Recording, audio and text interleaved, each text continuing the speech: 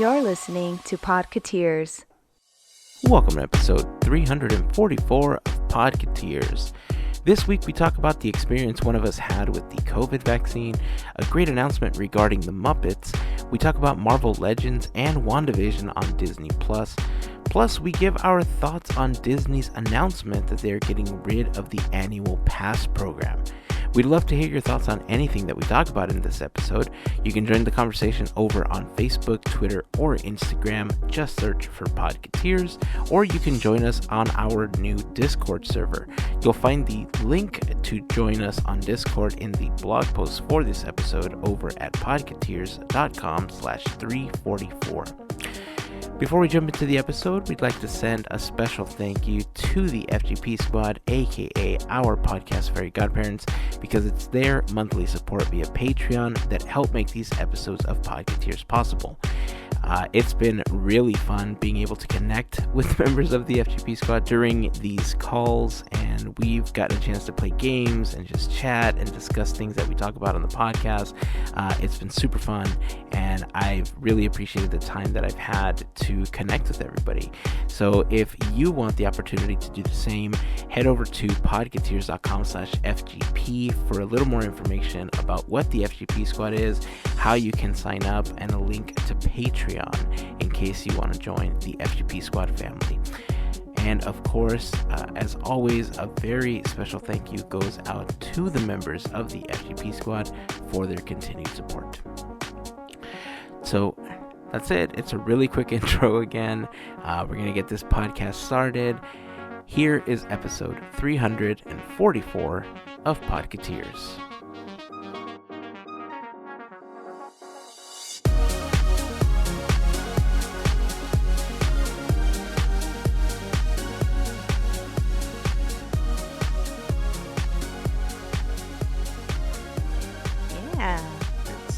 Good news. How's your week so far, by the way? You know what? Not bad. Not bad. Good. I think I'm readjusted. I got a sleep pattern. I got energy. I'm okay. Yeah, because you went back to school this week, so I was wondering how your long nights of crafting and creating all those awesome little things you make, was going to be affected by that. Oh, I'm learning. I'm still learning, like, how to set time aside for that because, yeah, that took a hit. Obviously, I'm not on Instagram as much, so, yeah, it's just learning how to do that kind of a balance. Yeah. All's good. That's good. It's been, I don't know. It's been a crazy week for me. It's been fun, a lot of it. We did the FGP call a couple of days ago, and it was just another fun night. We had a lot of people join us again, and we played some more Jackbox games, and the FGP calls are fun because, one, they've allowed us to connect with a lot of the members of the FGP Squad on a level that I think we would normally do while in the parks, right? Yeah. And because we can't be in the parks, we let loose a little bit more. We talk about how the podcast is very G-rated, maybe PG at times. Very rarely does it skew into PG-13. But the calls, they take an adult tone, and they take an adult tone fast. Yeah. But, it's just so fun. I'm thankful for all of the members of the FGP Squad and for the opportunity to get a chance to hang out with them.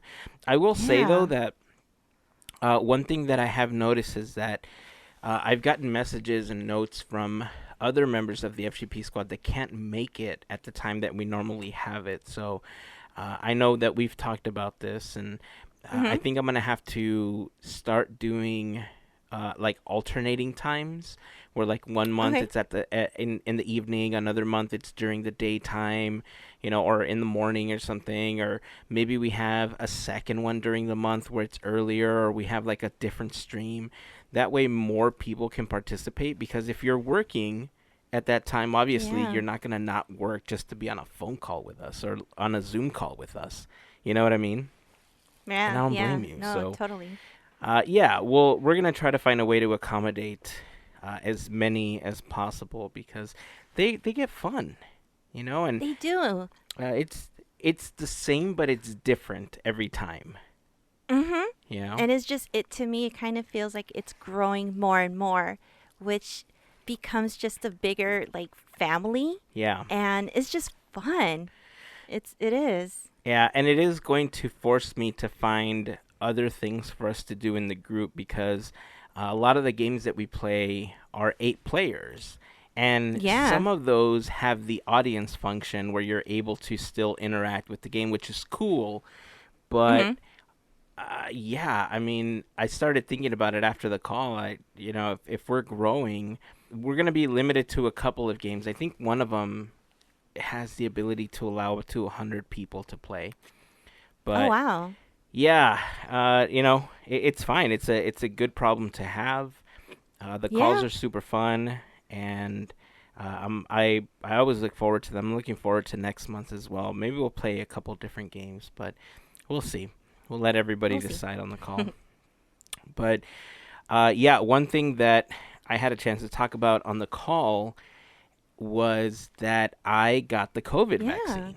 That's awesome. Yeah, it was offered to a lot of us at work, and as soon as I got the email, I jumped on the opportunity. I knew this was Good. something that I wanted. I wanted to make sure that I was going to be okay for myself, for my family as best as possible, and just for humankind, you know. Yeah. Um, Going into the vaccine, I also knew that there was a possibility of problems, some side Mhm. effects and stuff because they're still in the process of trying to figure out how it affects certain people and why and, Right. and everything.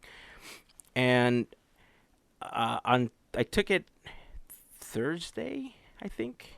Yeah, Thursday is when I took it.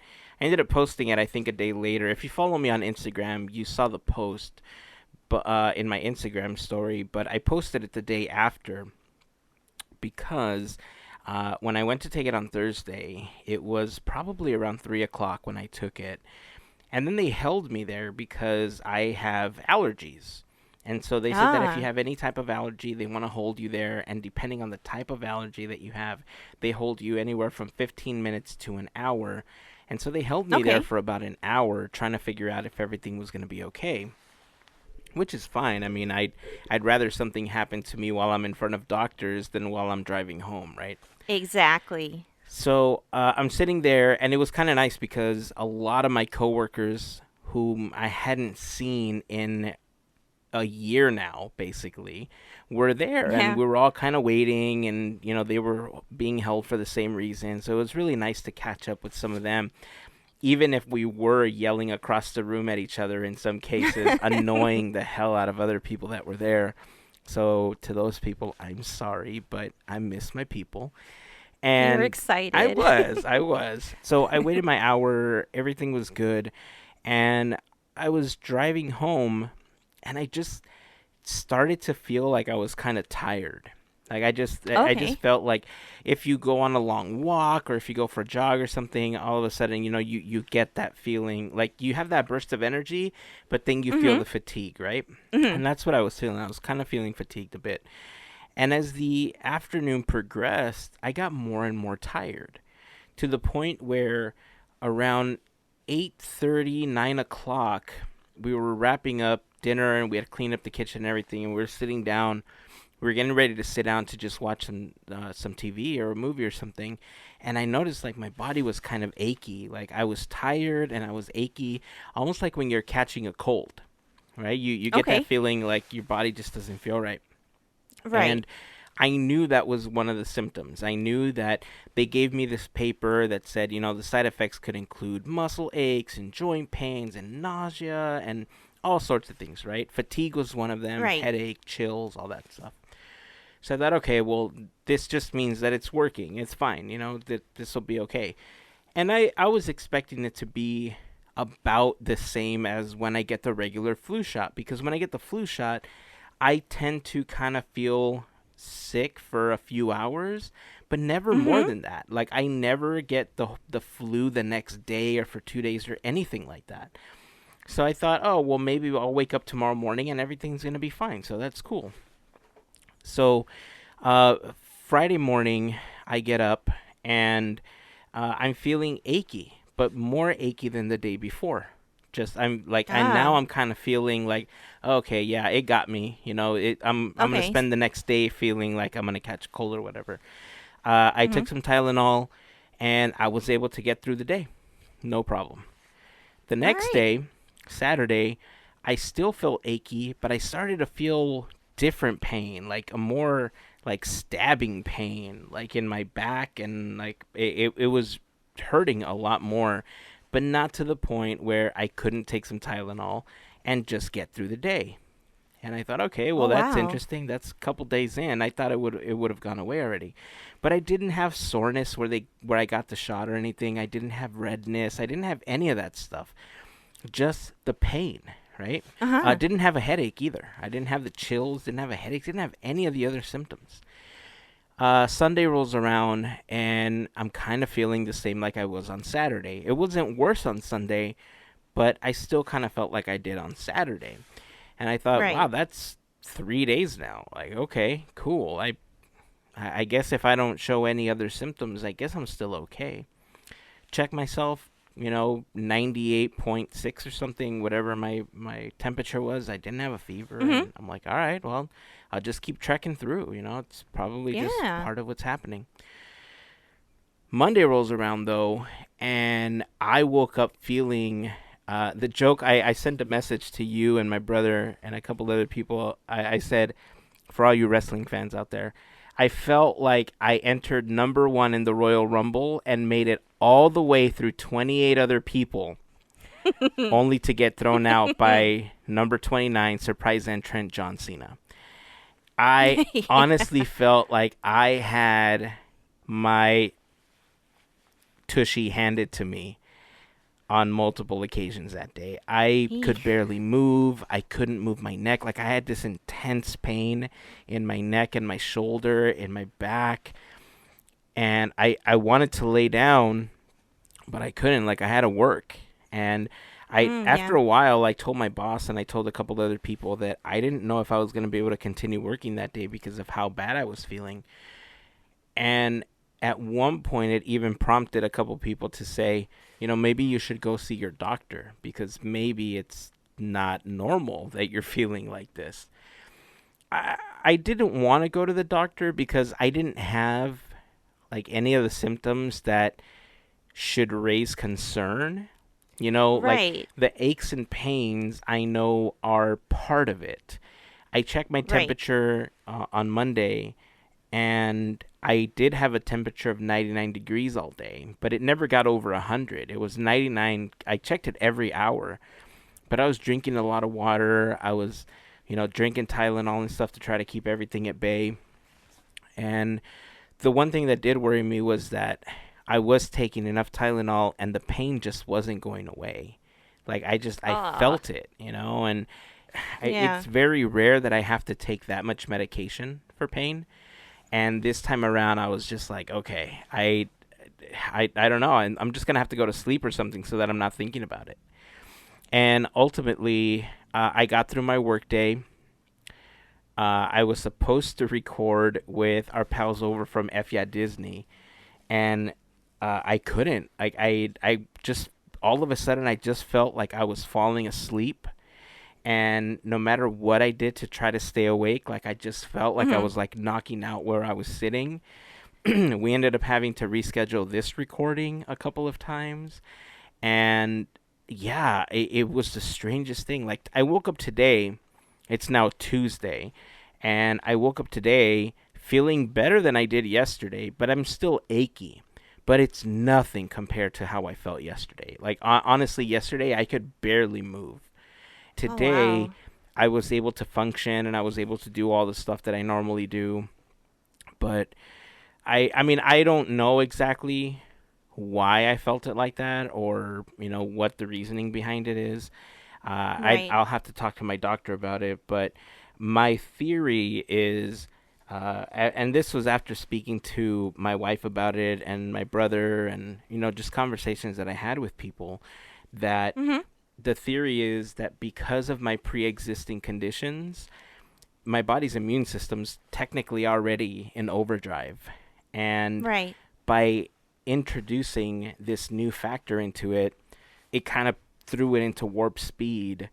And my body was like, what's going on right now? And it didn't know how to react. So um, that's the best description and the best thing that I could think about as to why I felt like that. And I'm hoping that tomorrow I wake up and I feel better than I did today. You Because, sound better for sure. well, thank you. Yeah, I Yeah. definitely do feel better. But I am concerned about the second dosage, though, because everyone that's taken the second dose says, yeah, man, that second one hurts way more than the first one. And I definitely felt like I got sick after the second one. So I'm thinking, man, if this is how I felt after the first one, what am I going to feel after the second one? Well, I mean, it's just your body learning a brand new thing, like brand new math, and our body and our brain is like, what is this? So we're learning, but you know what?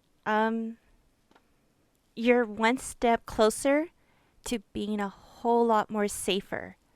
It's And true.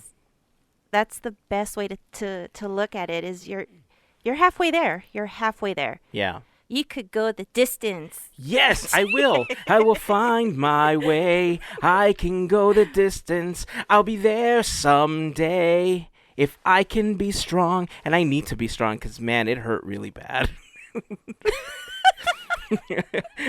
Not the next part of the song, but that's how I felt. Yeah. I guess to wrap everything up, if you were thinking about taking the vaccine, take it. It's only there to help you. It's going to help you, your family, and other people, depending on your body. You may experience some symptoms that are worse than other people, but I just keep telling myself, the alternative is worse. Oh And yeah. I've done my best this entire year to take care of myself in order to take care of the other people that I care about. And, we haven't gone out. We haven't, there was a point all of last year where I didn't see my parents for the majority of the year, Yeah, same. And even now, we're still staying away from each other. It's almost a year. Mhm. Anytime that we've had the opportunity to interact with family and friends, it's we see each other on a porch, and then we drop something off, and then we walk 10 feet back, and that's how we live. I remember when our friend Jill came into town, Mhm. I went to go drop something off for her, and I put it on the stairs right in front of the door, and then I walked Mhm. back into the street, and then she says, well, are you gonna say hi? I'm like, yeah, I'm good, right over here.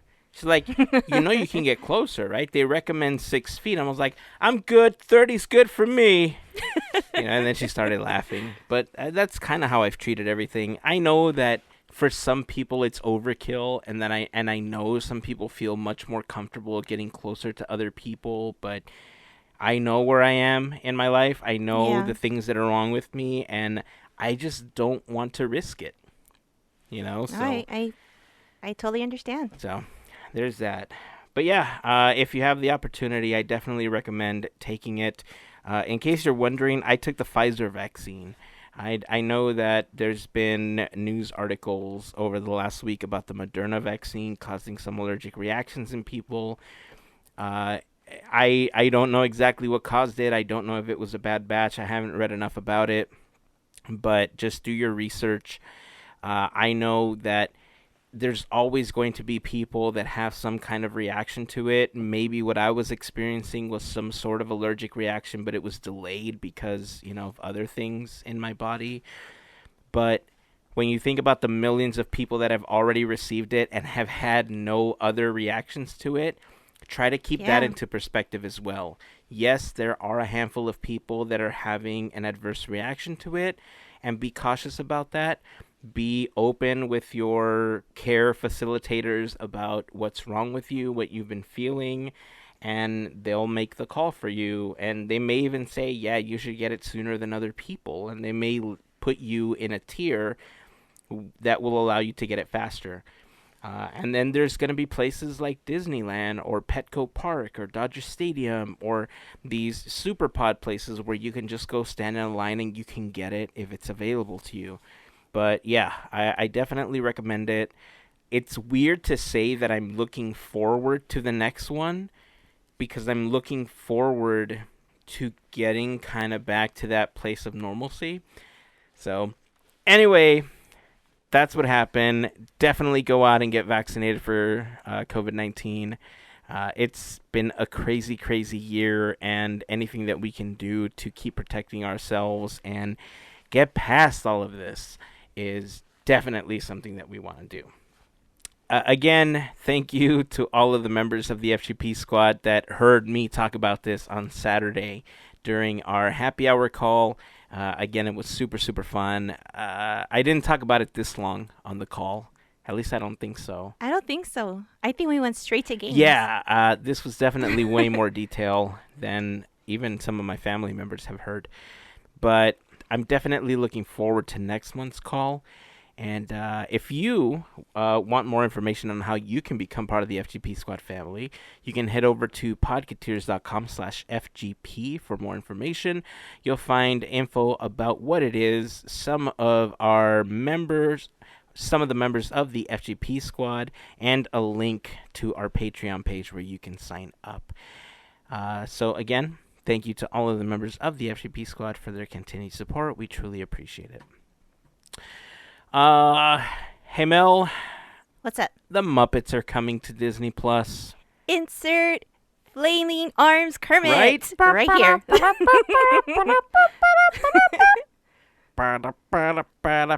The first thing I thought about was actually, I need to know what Gavin thought. Oh, I know. That was the first thing. I was like, oh my gosh, he has to be excited because they heard him. I know.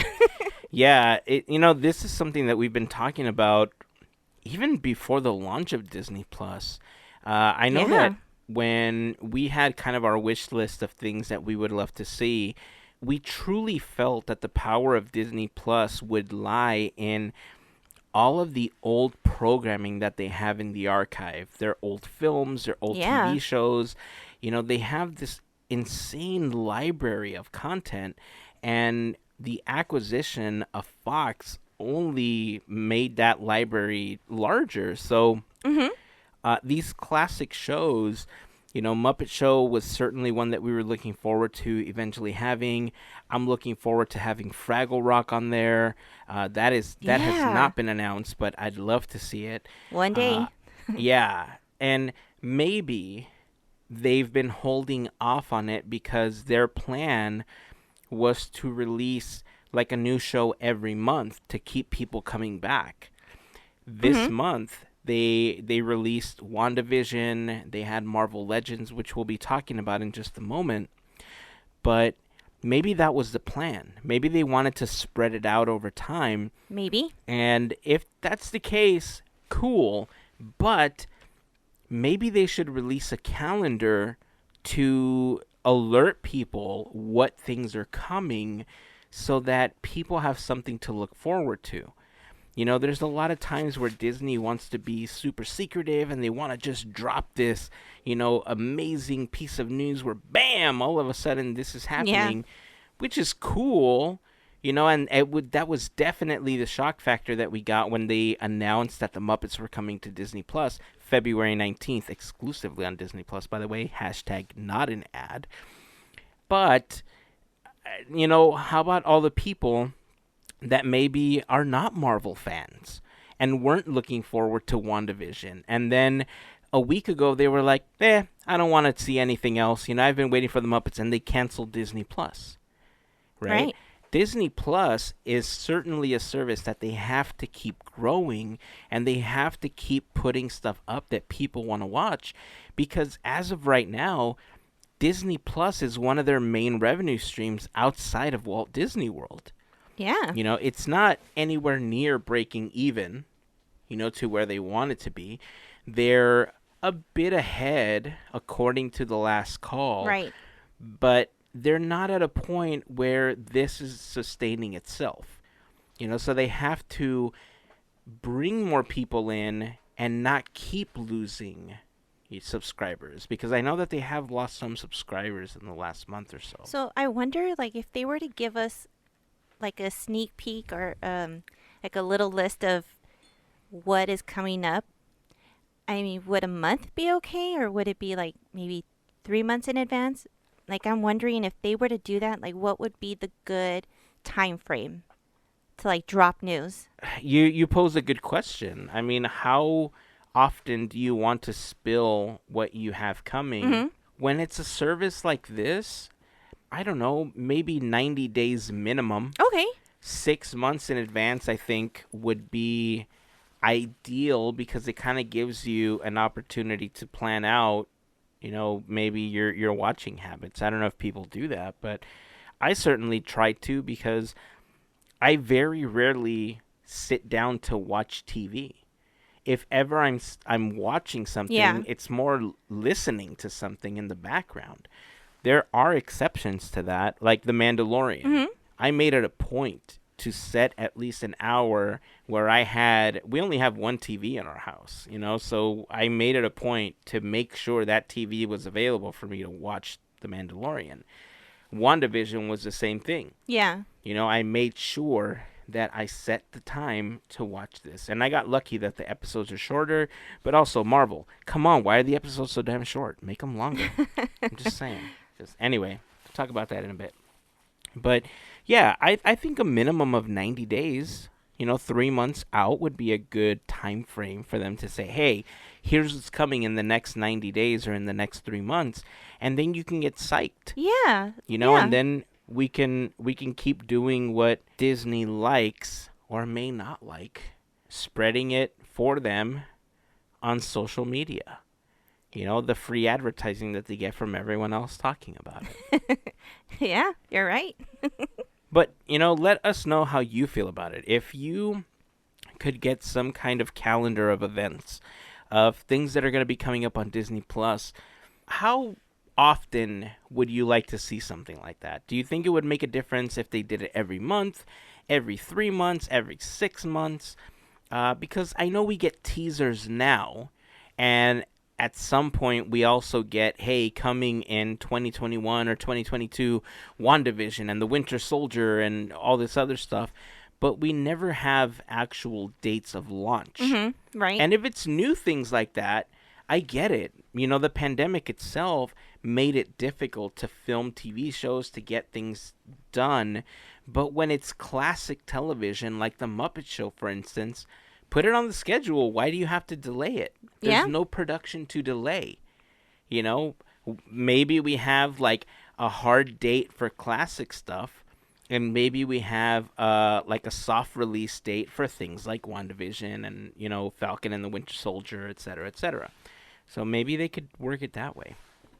But join the conversation. Let us know what you feel. You can join us over on Instagram, Facebook, or Twitter. You can join us on the Discord server, and we can talk about it there. The Discord server has been it's had a lot more conversation in the last couple of weeks. Yeah, it's been pretty active. And yeah, I'm liking it. We had a lot of really great conversations, especially when the AP cancellation happened, which we will talk about shortly. But yeah, if you haven't joined us on Discord, the invitation is over in the blog post for the episode, podketeers.com/344. Scroll down and you'll see it. Just click on the link. It'll open it up for you, and just enter your information and you'll be able to join our server. It's been pretty fun. So since we're talking about Disney Plus and new shows, did you get a chance to watch Marvel Legends? Yes. Okay. So Marvel Legends, they released the week before WandaVision. Correct. It's been a couple weeks now. And when they released it and they announced it, did you have some sort of expectation about what to expect for that? Honestly, no, I didn't. I wanted to get into this with just an open mind and see where this goes. Just like I just want to see what it is. Pretty much just that. When I first heard about it, I don't know why, but in my head, I was imagining like some narrator. I don't know. I felt like it was going to be a character history, not just in the MCU, but introducing you to other things from the comic books Oh, to okay. kind of catch you up with where the character is, how they got there, why they are how they are. Mainly because, Phase 4 is going to be so much different than what the Infinity Saga was. The Infinity Saga, although they had these great characters and they were able to develop them, there's a lot of things about the Marvel Universe in general. Like, there's a lot of crossovers between X-Men and Avengers and all these storylines that really depend on that crossing over. In the Infinity Saga, they really couldn't talk about that. Like, they Right. had to hint at the mutants. They had to hint at other characters because since Fox owned them, they didn't want to get sued. Right. They had to be super vague, and they had to, do everything that they could to use what they had available to them. So I felt that Marvel Legends was a great opportunity for them to start with that backstory and really get into it.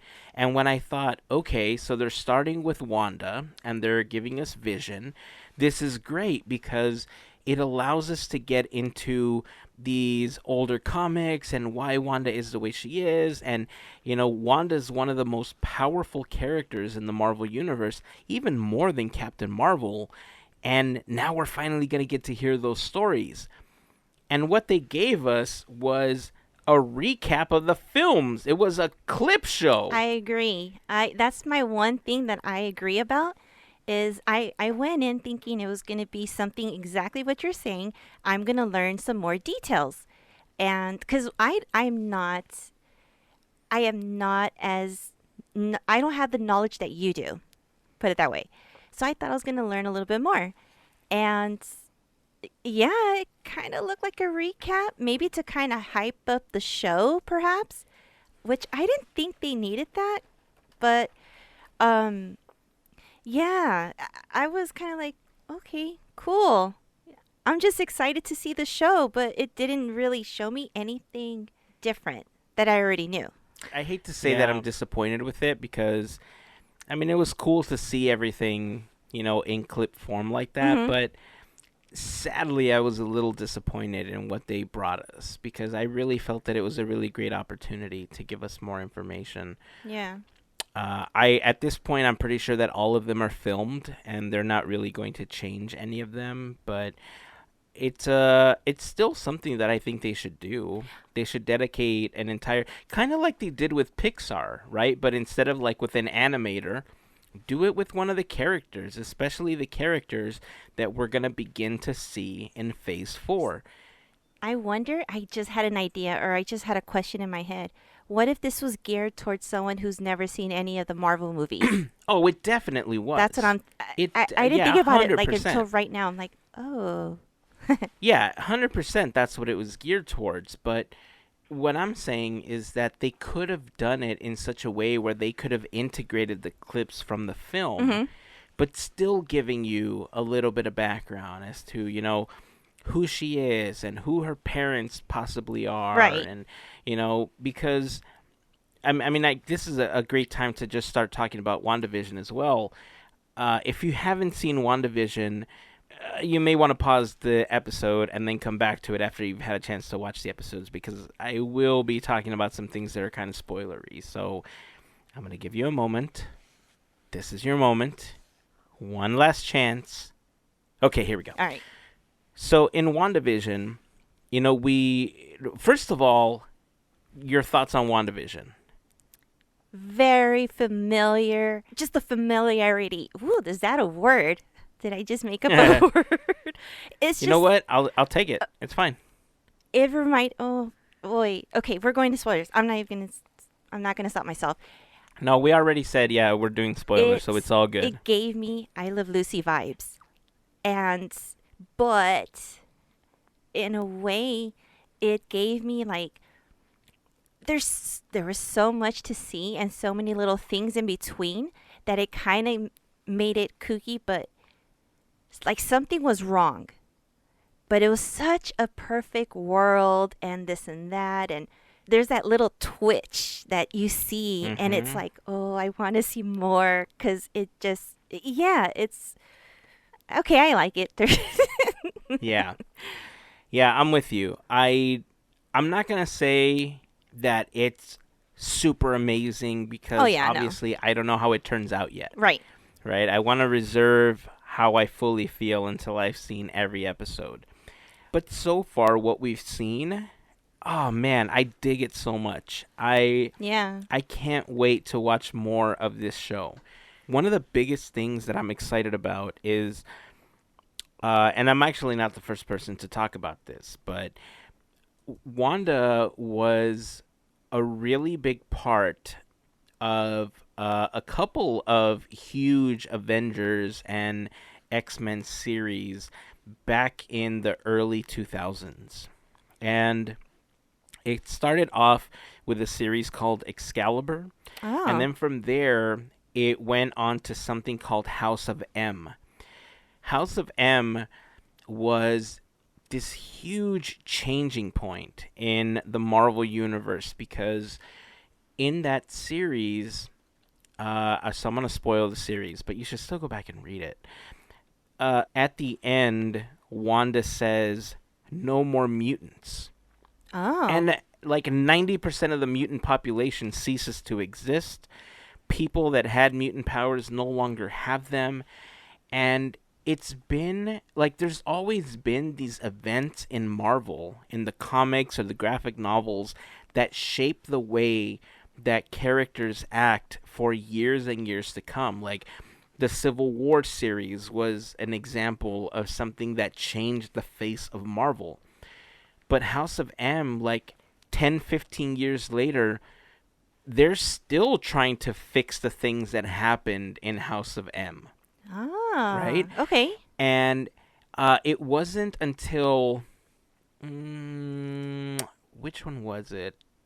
I don't remember which one it was, but there was a point where Wanda finally comes back out of this fake reality that she's in order to help the Avengers beat Doctor Doom. I think it was like Children's Crusade or something like that. I don't remember exactly. But what ends up happening is during this like entire series from like spanning back to Disassembled to House of M and kind of what came after is Wanda is found to be way too powerful. They can't control her. Professor Mm-hmm. X gets the X-Men and the Avengers together and says, "Look, we got to do something about Wanda. We got to kill her."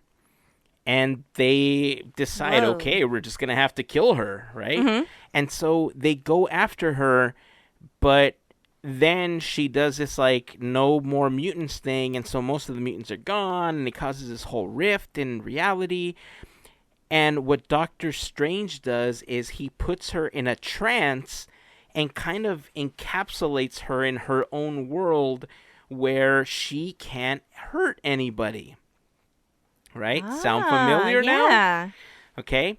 So in WandaVision, we're either seeing the before everything blows up, Yeah. or we're seeing the after of Doctor Strange 2, the multiverse movie that's going to come out, and we're seeing him already trap Wanda.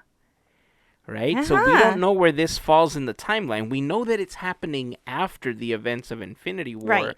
and we know that it's happening after Endgame, but we don't know exactly how long after or when exactly it falls in comparison to the new Doctor Strange film. So the entire plot of House of M is already starting to play out in the MCU as we know it. So yeah, WandaVision definitely is going to begin the story arc for House of M. It isn't something that I feel is new. I think a lot of people have been speculating this for quite some time because they follow the story arc in the comics. in the comics, Magneto is one of Wanda's parents. Oh. And I say one of because throughout, throughout time, there's been several people that have been known to be Wanda's mom and dad. Uh-huh. And depending on who was writing that particular story, it may have changed. Oh, okay. But at one point, Magneto was Scarlet Witch and Quicksilver's dad. And in House of M is House of Magneto. That's what it stands for. And like they're standing with him. Like she basically distorts reality so that he's the ruler of the world. Anybody that has any type of power lives in this utopian world where they're not being hunted by the government. They have everything that they've ever wanted. They're all leading super happy lives with the people they originally wanted to marry, and they have kids and all sorts of stuff. But it's Wolverine that I think realizes, something's not right, and that's kind of where things begin to fall apart. If you haven't had a chance to read it, I know I gave you a lot of plot lines, but man, it's a good series. It is. I know it's available on some of the services online. You can still purchase like the digital copy of it, but if you have an opportunity to read it, definitely read it. Start with Avengers Disassembled, which was the series that came right before it. And then I think Excalibur happened, and then House of M happened. And then there was Civil War, House of M, and then a whole bunch that I didn't read after that. But it's a good way to introduce mutants. And we talked about this on the FGP call, that they now have this opportunity to introduce the X-Men in such a way where it doesn't feel forced. Right. Right? Because the House of M story arc revolves around mutants. Yeah. Already. So if this is their way of bringing in Magneto, if this is their way of bringing in Professor X, if this is their way of bringing in Wolverine, this is it. Like, this is the Marvel we've wanted. Now we're going to get to see that. We're going to get a chance to see the Fantastic Four. We've had all of these announcements for all of these films that are coming. I can't even begin to tell you how excited I am about this. It's just, there's so much happening in the MCU. I know that there's a lot of really mixed reviews. Like, some people didn't really like it. Mm-hmm. Yeah. I don't know. I'm really on board with it because, like you said, it did have that old school I Love Lucy vibe. Mm-hmm. It felt more Bewitched and Dick Van Dyke Show to me. Yes. Yeah. There was a lot of mannerisms that Wanda had that were very Samantha from Bewitched. Yes. And there was a lot of things that Vision did that were very Dick Van Dyke Show. Yeah. There was, so you can tell that they were inspired by those shows, and they're just so well done, from the inserted ads with the little Easter eggs for Stark Industries and Hydra. The way that they're introducing the organization SWORD, which is kind of like S.H.I.E.L.D., like from the Agents of S.H.I.E.L.D. show, but yeah, it's just so good. I'm loving it so much. Was there anybody that rubbed you the wrong way immediately? On the show? Yeah.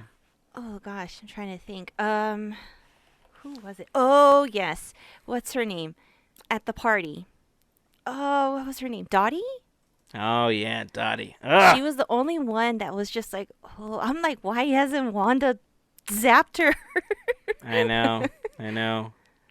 But yeah, no, other than that, there was a few familiar faces, and I was like, oh, okay, it was cool to see these faces again.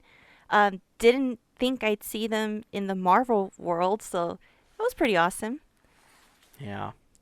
The one that I've started to research more is Agnes's character, the nosy neighbor. Yeah.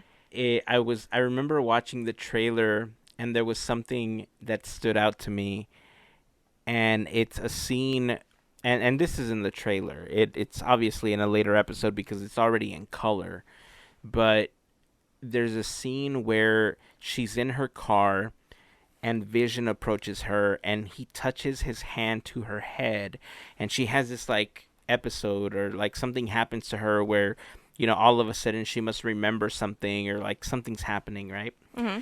She asks Vision, "Am I dead?" And he says, "No, no, you're not." And she says, "Oh, that's weird because you are." Whoa! I didn't catch. Yeah. Wait, did I? It's in the trailer. I had to have blinked. I swear. It's What? super fast. Yeah, it's super fast. And I love that line because there's continuity Yeah. to the end of Endgame, right? Mm-hmm. Because Vision died at the end of Endgame. Right. If this is indeed this reality that she's been trapped in, so it could be one of two things, right? It could be the fact that Doctor Strange trapped her in this alternate universe, and it's part of the multiverse storyline, and she's being monitored by Sword because she's essentially gone crazy because the love of her life just died. Mm-hmm. Or she did it to herself.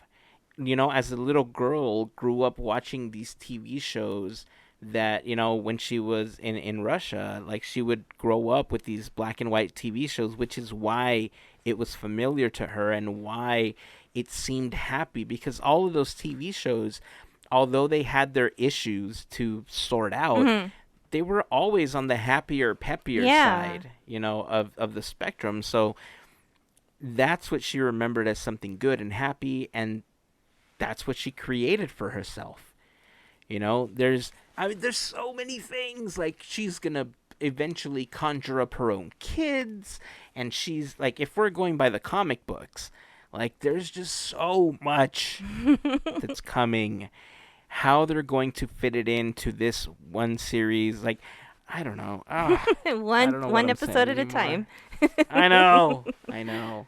Just so excited about it. So, yeah. WandaVision. Watch it. It's good. So anyway, but yeah, so Agnes, the reason I brought her up was because there's speculation that Agnes is a character from the comics named Agatha Harkness. Oh. And Agatha Harkness is like a true witch. Like, she lived through the Salem witch trials and all sorts of stuff.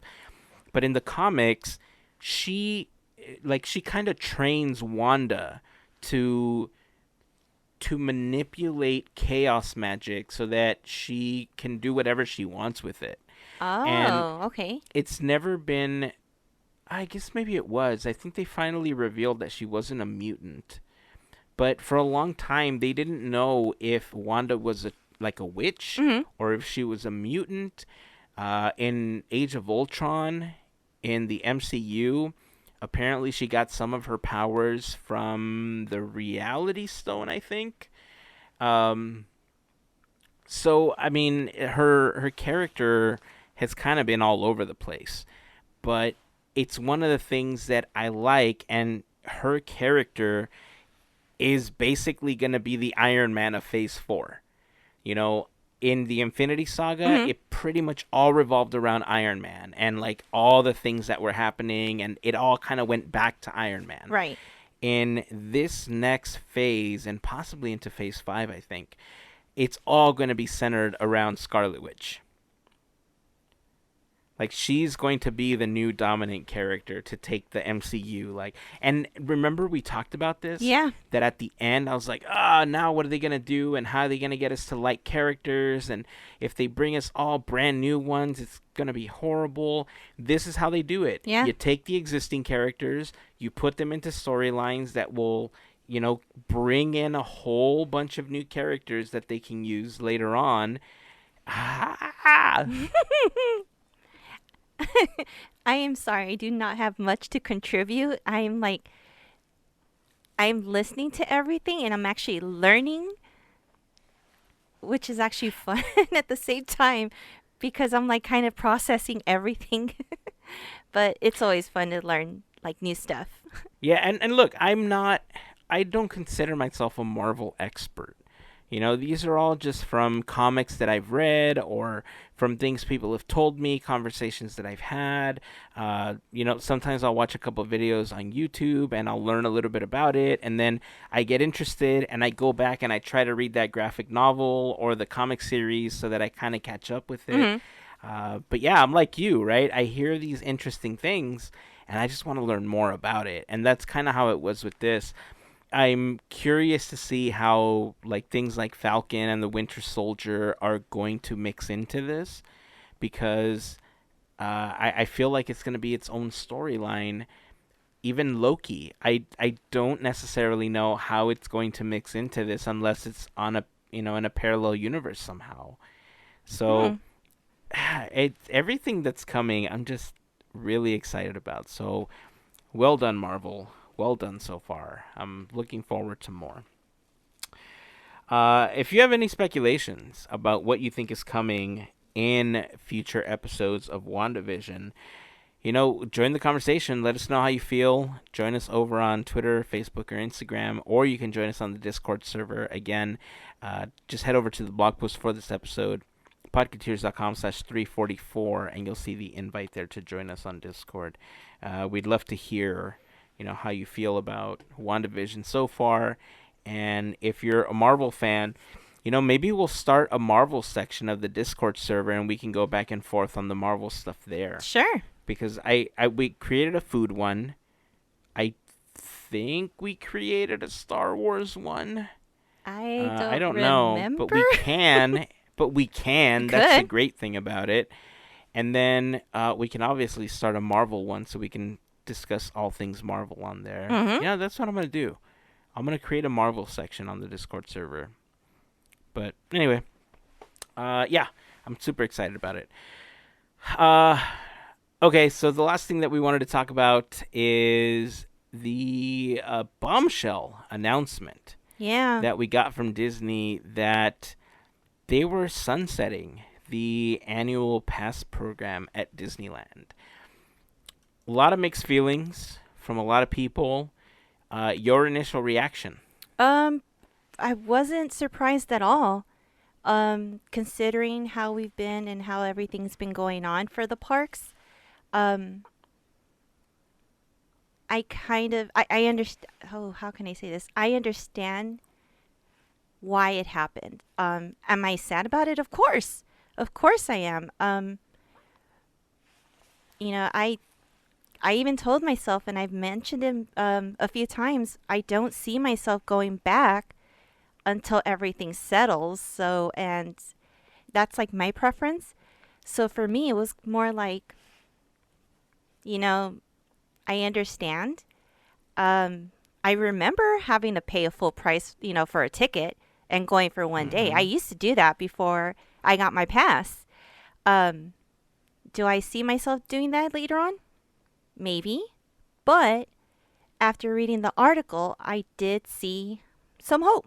You know, they they did mention that they are looking into options that will help those right now. They understand the situation. So for me, it was like, okay, it's going to be temporary. I know I'm not going to be able to go as much, but I will eventually. Hopefully by then, things will be okay. I will be able to be freely to just hug and do things. So right now, we really can't do that. I mean, even with the vaccines happening, we really can't until everything is gone. So right now, things are just going to move a little slower for us. But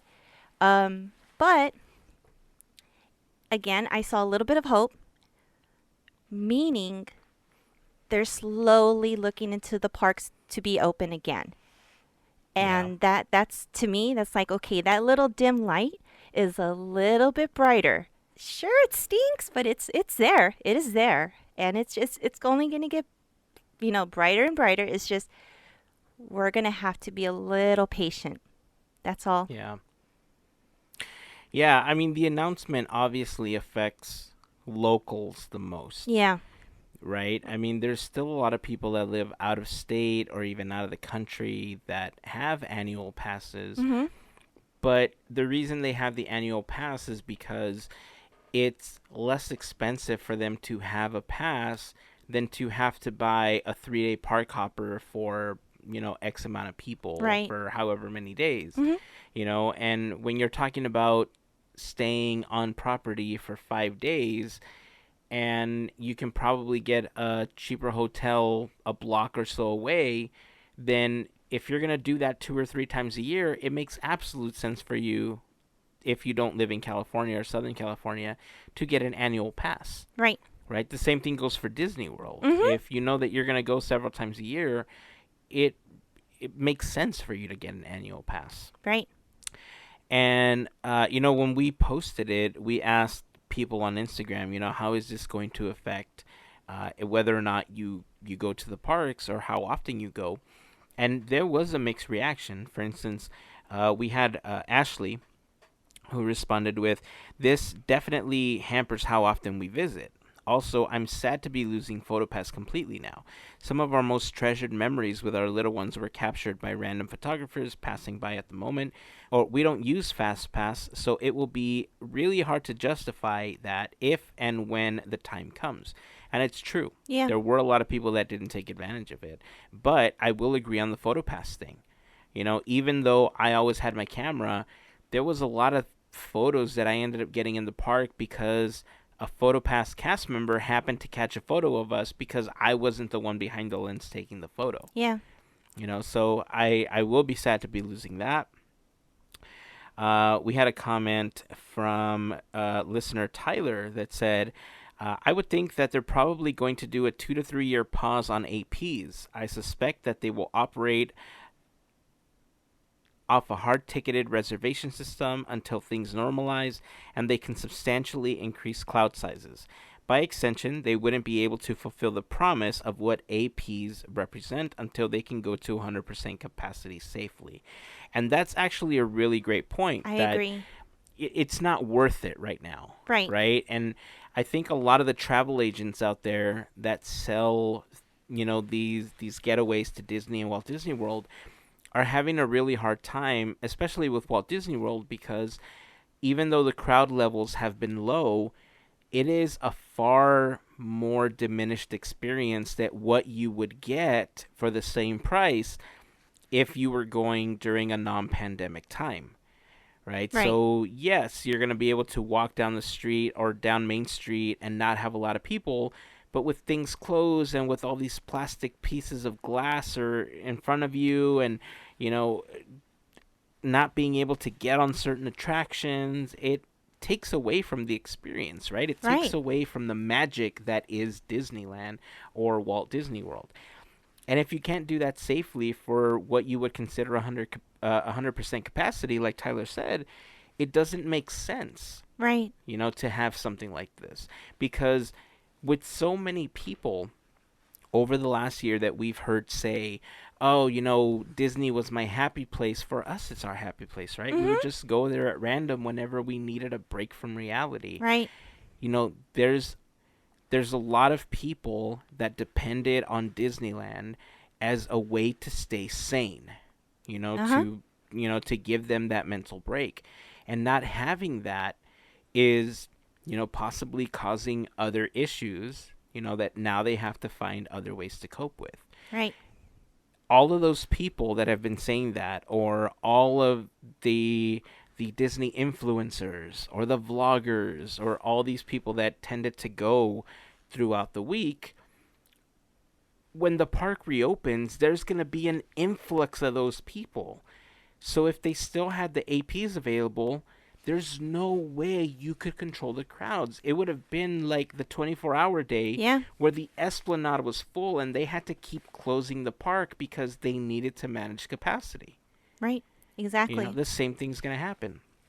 Now, on the opposite side, friend of the show, Anitza, part of the FGP Squad, also says it makes total sense. Everyone's saying that this is going to affect how many times you visit. That's the point. As someone who only gets to visit once a year or less, it doesn't affect me like it does all the APers, except for the fact that there would be, hopefully, smaller crowds. This sounds like a plus to me. And that's also a really great point, that Right. because of the fact that people aren't just going to be able to jump in the park whenever they have, you know, a free lunch, or they get out of work early, or, they want to go eat dinner at Plaza Inn or something, the parks are going to be much emptier than they used to be. Mhm. I will say that depending on the type of pass that you had, I mean, obviously, if you had like a flex pass or something, this may not apply to you. But when you have the higher passes with less blackout dates, our mentality with getting the Disney passes was always, if we can go once a month, we've essentially paid the price of a ticket, because we were on a payment plan for Mhm. all of those. So we would essentially be paying a little bit more than what a ticket to get in for that one day was.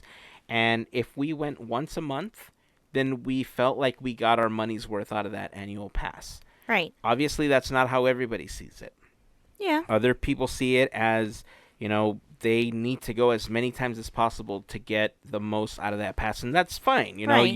You're entitled to that. That's what you're paying for. But the way that I see it now is, we didn't always go, once a month. There were months, there was at least 1 month or 2 months that we didn't go at all, which means we were just paying money for nothing. Mhm. So if we can plan it, or if we can plan days with friends and family, I think we might be okay with paying for like a day every 3 months or so to go to the parks. It will change the mentality of how you approach going to the parks again, Right. because we've talked about this before, where if you were in AP, you could just pop in whenever you wanted, and you didn't care about riding attractions, you didn't care about watching the shows, you didn't care about anything else, because you knew you could come back at any other time Mhm. and do it when you wanted to. Right. You could make it so that was the only thing that you did, going in. Like, you could have gone in super early for Rope Drop, gone on Rise of the Resistance or Smuggler's Run or Haunted Mansion, whatever you wanted, and then leave, Yeah. and that was your day. Uh-huh. You were done But by noon. now, right. But now, if you're paying for a ticket, you have to approach it like somebody that's vacationing at the park again. You have to approach it with a plan. Yeah. And you have to think to yourself, okay, well, fast pass for this, fast pass for that, break for lunch here, break for lunch there. And you also have to recondition the mindsets of children that you may have taken with you, where if they got used to, they just got tired and it was time to leave at 3 p.m. and you got there at noon, you can't do that anymore. Yeah. You're right. If you don't want to lose a lot of money. So there's going to be a lot of mindsets that have to change when it comes to how you approach going to the park going forward. But I have to admit that there's a part of me, like, all of this was obviously done for crowd control. Correct. Anita made that point in her comment. It was Mhm. basically done for crowd control. But there's also a part of me that's wondering how much of this was done to lessen the impact of the quote unquote influencers. Because Disney likes to control how they put their brand out. They like to control how the money flows and who it flows to Mhm. and why. Right. Right? And there was a lot of influencers and vloggers, and I mean, we're in that space, but we're nowhere near, making the money and doing these things Oh that yeah. some of these other people. And I'm not saying any of this because I'm knocking the culture or anything. I'm approaching this from the business side and wondering, did Disney also do this as a way to regulate all of that from happening so that they could have more control over who does it and why? Could be. We just don't know. I mean, we Yeah. could just question and wonder. But crowd control, definitely. I thought about that too because I remember when we would have, the lowest tier be unblocked, and you couldn't do anything. Of course, I mean, we already spoke about this with the APs and stuff, and not we're not going to be able to go there, but yeah, I see everyone's point. I really do, and it's just like with the decision, it wasn't going to please everybody. I would hate to be that person who made the decision. I'm pretty sure it wasn't easy. Yeah, I mean, I have mixed feelings about that. I think that it was an easier decision that I think people are thinking it was, because and we actually talked about this on the Instagram post, and we talked about this on Discord as well, that you know I don't think the Disney company made a lot of money from the annual pass holders themselves. If anything, they were losing money because they were going in so often that they were losing admission, prices on them. Yep. Yeah. Where they made money was whether or not the people that were going were buying dinner, they were buying snacks, they were buying souvenirs, they were buying whatever, Mhm. or some maybe didn't have parking and they were making the money off of parking, or they could have made their money any other way. But in most cases, like us for instance, we very rarely purchased anything in the parks unless we were specifically going for something like food and wine festival, Yeah. or whatever the case was. We very rarely spent money in the parks. So this was definitely their way of trying to figure out how to make the most money as possible, considering they've spent the last year unable to make any money. Yeah. It's their best way of trying to get people or cast members back, on the workforce, so Right. that they can, get things going again. And when they talked about having a new plan somehow in the future, I do think that it's going to be somewhere in the future. And Tyler's time frame is kind of around the same time frame that I was thinking, Same that it's for going me. to be Yeah. about 2 or 3 years, Yeah. because we've talked about this too, that we feel it's going to be about 2 or 3 years before things begin to kind of level off again Mhm. and feel like it used to feel, Right. My speculation is that they will bring back an annual pass system at some point. Mhm. However, we will no longer have the option to make monthly payments for it. Maybe. I think that they're going to say, okay, look, if you want to come in, we realize the value of having an annual pass and coming whenever you want. Here's the new plan. It's an additional $800 than what the other plan used to be. You can come all these dates except for this. You get parking. They might take a whole bunch of stuff away. Like, you may not get your discounts anymore. You may not get as much as these used to promise you. That way they can charge you for additional things like Fast Pass or Photo Pass. Like, none of that stuff's going to be included. It's going to be like an a la carte system. But the main thing is going to be that if you want passes, that you have to drop all $2,000 or whatever the price is going to be per annual pass in order to go from now on. I think that's going to be the caveat to the new system.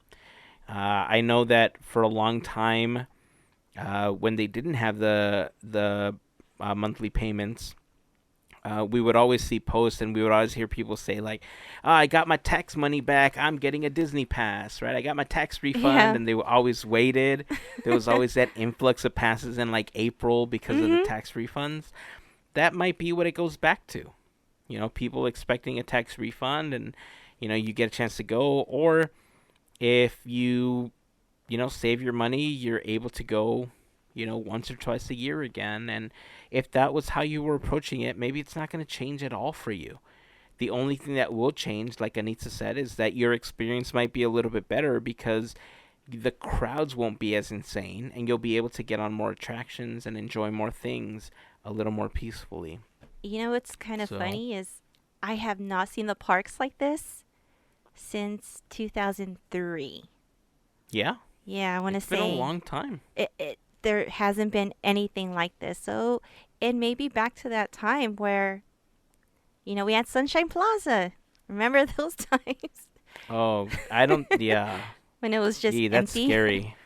Eh, That's scary. That was super, super empty. I don't yeah. think it'll go back to that. I think there's always going to be people that are willing to go. Of I feel course. that we're going to get to maybe around 70% capacity.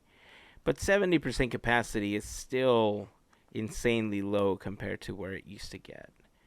And a Friday night or Saturday night isn't going to be the same. Like, it's going to be, if let's say that they were doing fireworks, it's going to be a lot easier to find a spot to watch fireworks and not Yeah. be shoulder to shoulder with people fighting with kids on their shoulders just to watch the projections and the fireworks, right? Leg room and elbow So, room. That's the best thing you yeah, could have. yeah. And I'm looking forward to the day where I can finally get a damn boarding pass for Rise of the Resistance. And you know what? No lines for the restrooms. I'm I know, that'll be serious. nice. Oh my That'll be gosh. nice. It's always a problem for the women's restrooms. Like, little It's a problem for all things. the restrooms, not just the women's. I will vouch for that. Well, I know that a lot of you have had an opportunity to sound off on this already on Instagram or Discord, but if you haven't yet and like to share your thoughts, we'd love to hear what you think about it. Again, Podketeers over on Facebook, Instagram, or Twitter, or join us on Discord. It's a brand new server. We're growing our little Discord family, and it's been really great being able to talk to other people on there. Share your thoughts on this or anything else that we've talked about. We'd love to read them on an upcoming episode. And yeah, I think that's going to wrap it up for this episode, Mel. What do you think? Sure. All right. Well, I'm gonna get ready to go take some more ibuprofen so I can quickly edit this and upload it. We're running down the wire here. We're I gonna be okay. appreciate you. Yeah, I appreciate you cutting it so close this week, considering how I was feeling. But I don't regret it. Like I said, I may have felt bad, but I know that it could have been way worse. And I'm happy that I had the opportunity to get the vaccine. And anybody that has the opportunity, I would strongly recommend that you get it. There you go. That's what we're going to leave you on today. So until next time, keep dreaming, keep moving forward, and always remember to pass on the magic. Have a fantastic week, everyone. Bye.